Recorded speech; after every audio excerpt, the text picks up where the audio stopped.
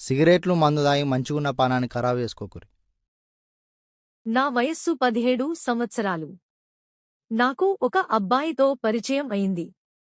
అతన్ని తలచుకోకుండా, చూడకుండా ఒక్క క్షణం కూడా ఉండలేకపోతున్నాను. దీనివల్ల ఒక నెల రోజుల క్రితం నేను అతనితో సెక్స్లో పాల్గొన్నాను. ఆ మైకంలో తప్పు చేస్తున్నానని అనిపించలేదు. అయినా తర్వాత నా శీలాన్ని పెళ్లికి ముందే కోల్పోయానని ఎంతో దిగులు మొదలైంది. తప్పు చేశానని ఎంతో బాధగా ఉంది. ఇప్పుడు అతని ఆలోచనలంటే తప్పు చేశావనే భావం, శీలాన్ని కోల్పోయాననే భావం నన్ను తెగవేధిస్తోంది.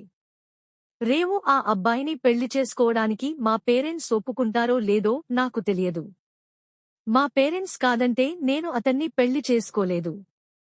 ఇలా జీవితాంతం పెళ్లికి ముందే శీలం కోల్పోయానని, నాకు ఈ ఆలోచనలతో చచ్చిపోవాలనే ఆలోచన కలుగుతోంది. నేను ఏమవుతానో నాకే అర్థం కావడం లేదు. ఆడది ఒకసారి శీలం కోల్పోతే ఇక ఎప్పటికీ శీలం కోల్పోయిన దానివలే లెక్క కదా. నా భవిష్యత్తు ఏమిటి? మీరు ఇంకా పాతకాలం అమ్మాయిలాగే ఉన్నారు. ఆ ఆలోచనలే ఉన్నాయి. పెళ్లి కాకుండా సెక్స్లో పాల్గొనవచ్చు అని చెప్పడం కాదుగాని కొన్ని సమయాల్లో మన ఎమోషన్స్ మామూలుగా ఉండే నీతి నియమాలకి భిన్నంగా చేసేటట్లు మనస్సు చేయిస్తుంది. ఇవన్నీ అనుకోకుండా జరిగిపోయేవే.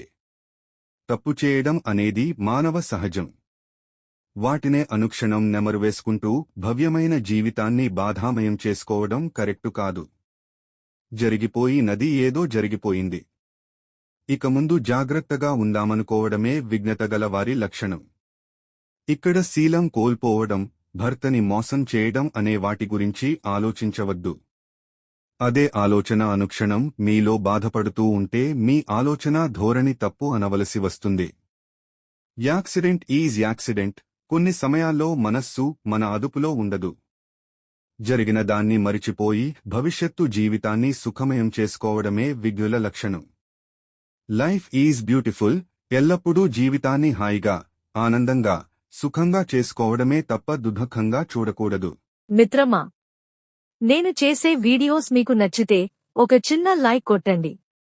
నా కష్టానికి నేను మీ నుంచి ఆశించేది ఒక్క లైక్ మాత్రమే. లైక్ కొడతారని ఆశిస్తున్నాను. సబ్స్క్రైబ్ చేసుకున్నందుకు ధన్యవాదాలు.